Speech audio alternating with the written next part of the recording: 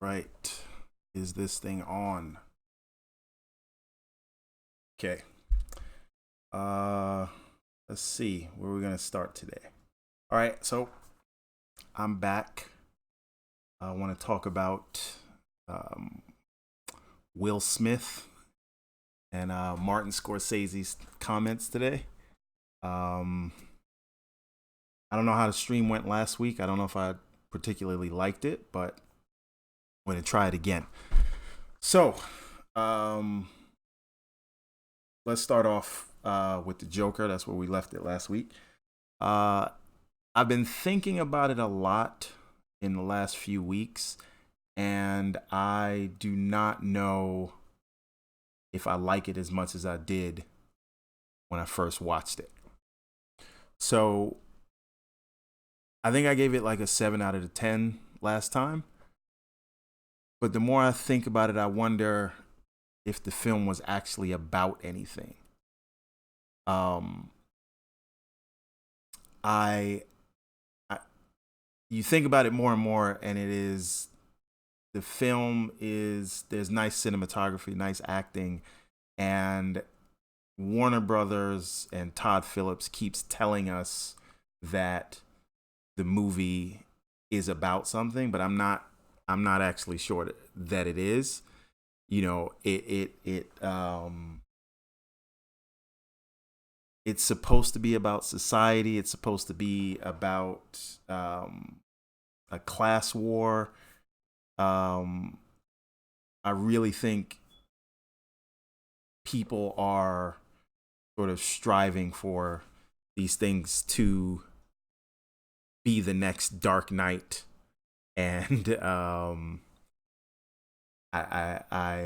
don't know. The more I think about it, I didn't like it, and I think a lot of the conversation around it was forcing or trying to coerce people into liking it before they saw it. But it is now number one at the box office for the second week in a row. It's up to, I think, 500 million worldwide. People are talking about maybe it could beat Deadpool. Um, you know, it was all right. But anyway, um, I bring that up in contrast to a movie that I saw this weekend, which was Gemini Man. Will Smith's latest and maybe not greatest. So the big deal about this movie is that they were using the de-aging technology, and Will Smith was facing off against himself. Um, I the movie looked really good. I saw it in IMAX. I did not see it in 120 frames a second, which is the way they say you should see it. But it seems like they were more concerned with the visuals than the plot. I don't know that the plot felt smart. I remember I heard someone say it feels like the first draft of a script. Um, and I don't know if I buy Will Smith as an ex-military man.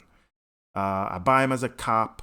I buy him as an action star. I buy him uh, as a romance guru. But as an ex-military man, it didn't work. It feels like they were sort of just saying, just deliver these lines. But that said, it had some interesting action scenes, but I don't think it was anything anything out of the. Basically, it felt like a '90s action movie. I think that's the best way to describe it, and I think it felt like everybody was really phoning it in, except for the VFX team. Um,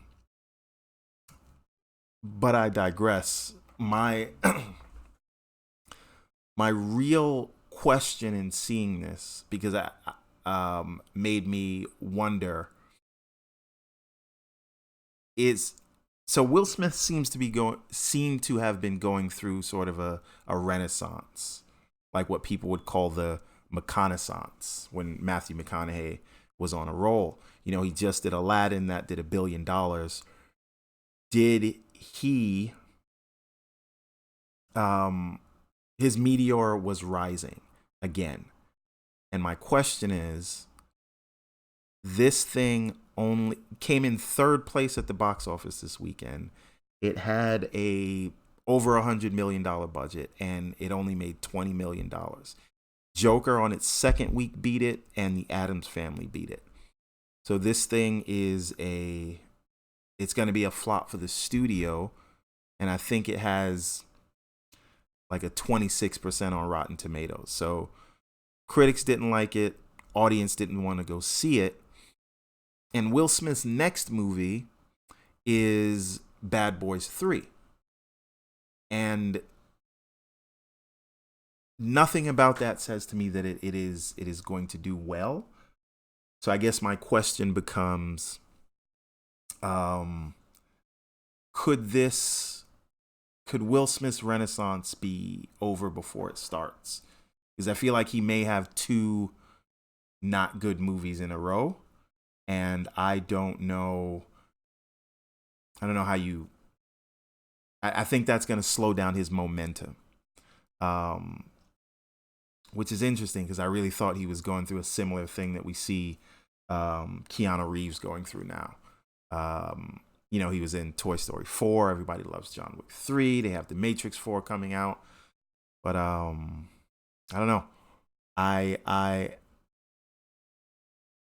think Gemini Man, I would probably give it a 6.5 out of 10.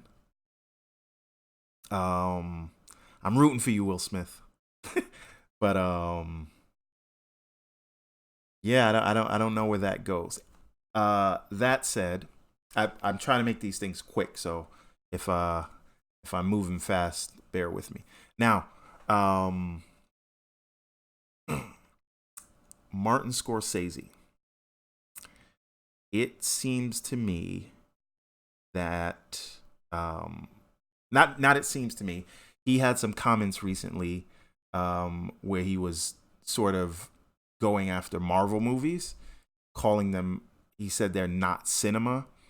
He says that theaters are being invaded by these things. And I sort of, I mean, so LeVar says Will Smith will be fine regardless. I don't know about that, but because I don't, Hollywood is very, what have you done for me lately?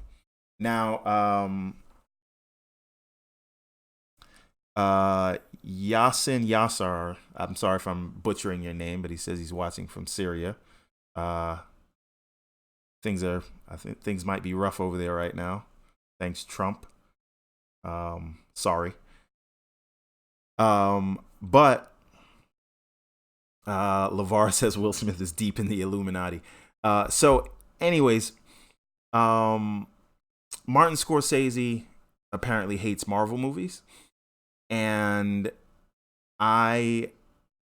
his initial point calling these things theme parks where everybody got mad at him, I don't think that he's wrong in that sense.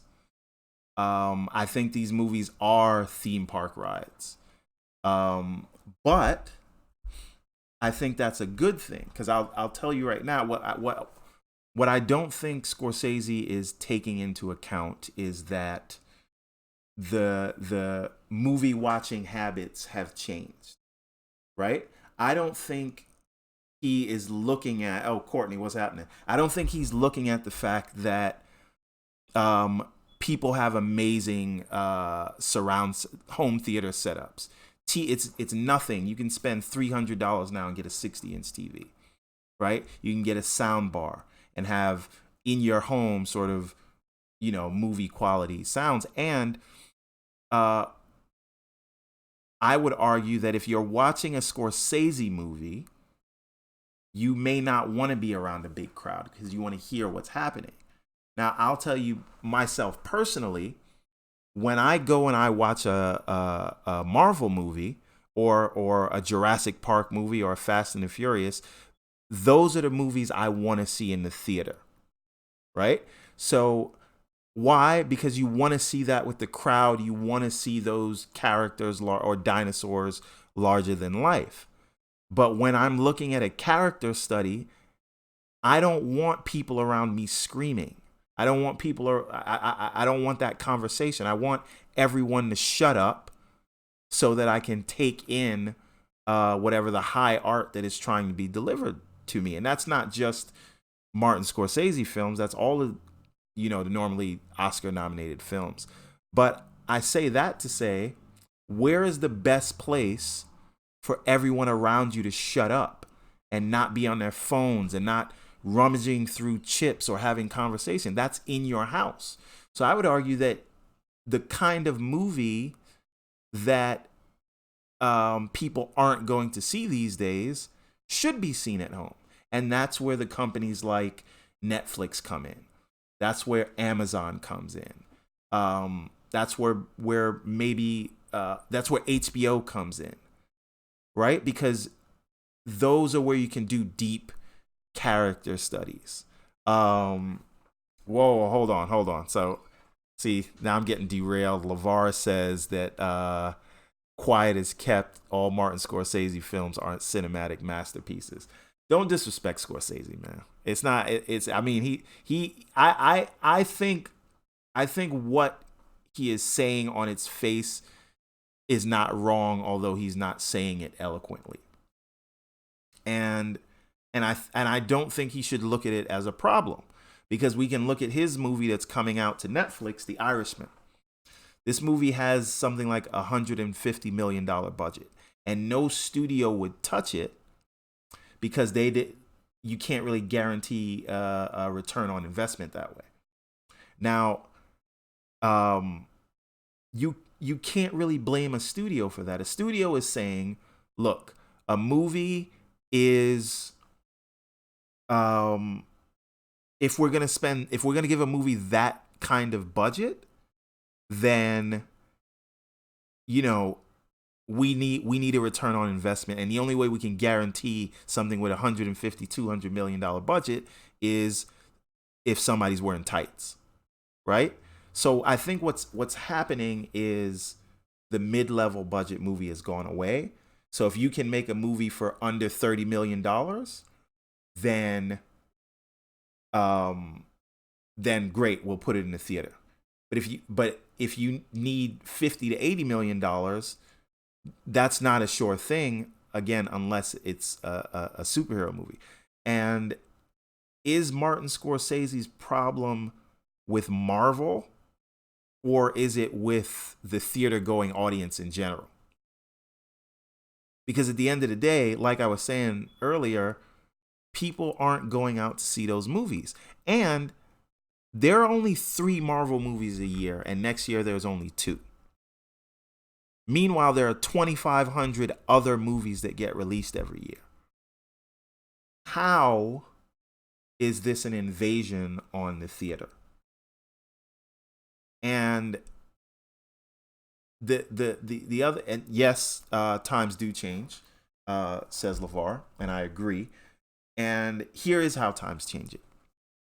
Is it possible that while we are in the golden age of comic book movies, we are also in the golden age of streaming and just television in general?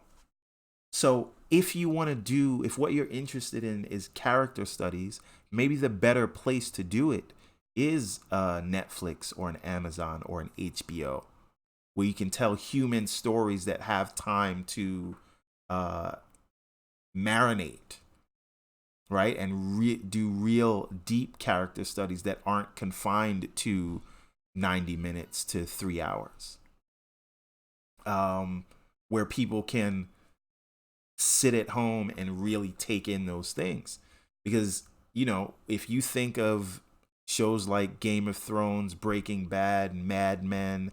Um, you know, we could go back to things like the Wire, The Sopranos, all these shows that sort of broke new ground in character driven storytelling. Um, and maybe the theater with their 3D IMAX screens and 4DX seats, maybe that's where you do go and see a theme park kind of movie. And maybe there's nothing wrong with that. Because at the end of the day, Martin Scorsese's movie is still getting made. And Netflix and Amazon and Hulu and HBO Max and maybe CBS, they are all looking to fund highbrow, high quality shows. So maybe everybody should calm down. I don't know. And this makes me wonder if all of this, all of Martin Scorsese's talk about these Marvel movies, never mind the fact that he was the one who brought the Joker script to Warner Brothers, and then he dropped out later. Never mind the fact that he was in Shark Tale, if he wants to talk about theme park ride movies. But what if this is all just marketing? Martin Scorsese's name has not really been in the news of popular culture in I don't know when. Everybody knows Martin Scorsese. He's one of the GOATs. But has his name been out there like that? So my question is, now he has the Irishman coming out. What if his marketing team or publicist or whoever said, hey, why don't you take a shot at the Marvel movies? It'll get your name in, and now everybody's going to go and stream his Irishman movie. I was going to see it anyway, but I know a lot of people might be mad now. So maybe they'll go see it too. Just a thought. So LeVar, yeah, it does make it does. I think aha. Aha. Now what I want to know is who is excited for the Irishman. I am, but oh man, easy. Well, I mean, in the end, did it really work out for 6ix9ine? Now that being said, let's see how the Irishman turns out. Maybe it'll be better than Endgame. We'll see. Also, one last thing on that point before we sort of wrap this thing up is, for a guy that is known for his Italian gangster movies, he's made a lot of those. So to sort of get mad at people making a lot of superhero movies, it's just a genre. Just a thought. Anyways, so last thing I want to talk about before I get into the shameless plugs is the Batman has a new Catwoman. Matt Reeves, the Batman. Robert Pattinson is playing Bruce Wayne in Batman. But now Lenny Kravitz's daughter, Zoe Kravitz, is going to be Catwoman. Which is in perfect keeping, right? Halle Berry played Batwoman. Michelle Pfeiffer did play Batwoman.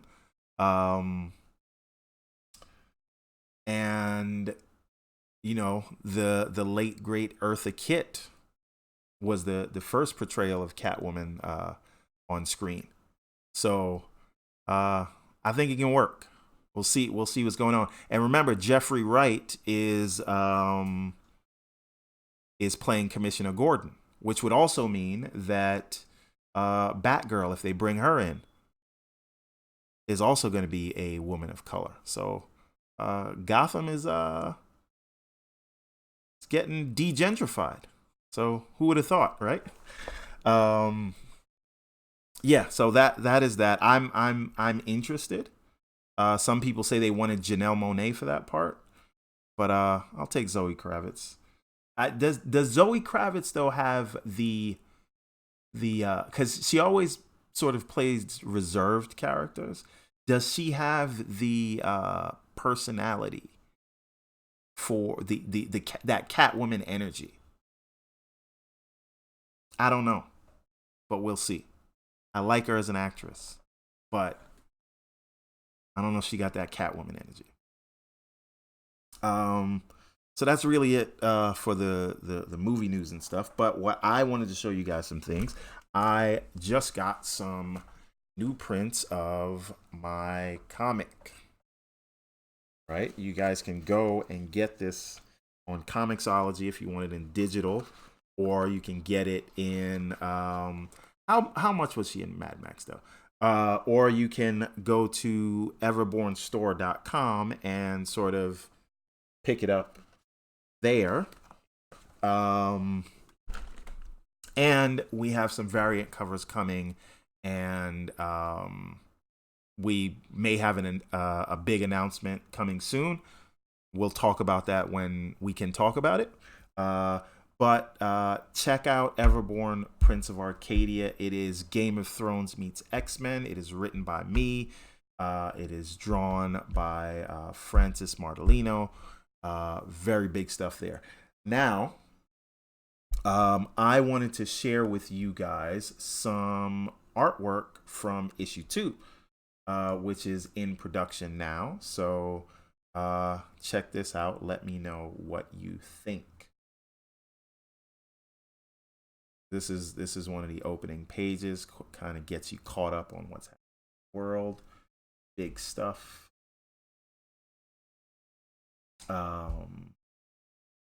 See another page here. We don't have the words in yet, but there's another one. This is one of my favorites. And no one's seen this page yet, so this is like, you guys are the first here.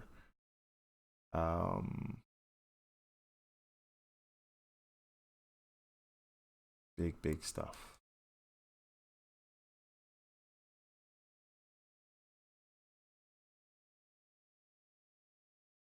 So issue 1 was sort of an introduction to a lot of the characters, but issue 2 is all out war. This is where the magic happens.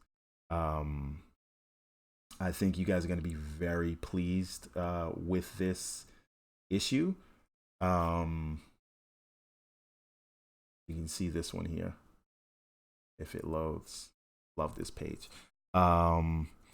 Everything stepped up, from the art to the colors. The cover is gonna madness, right? So check this out. Get issue 1 now on Comixology. Just search for Everborn. You can go to also get it from Amazon. If you have Prime, you'll get free shipping. You can order. You can just search for Prince of Arcadia, Everborn on Amazon, or like I said, if you want a signed copy, you can go to everbornstore.com, where you can also get a lot of Everborn merch. And when I come back on, I'm going to show you guys a little bit of the game. So check it out if you like. Thank you all for watching, and stay tuned. Maybe a big announcement coming very soon. Thank you very much.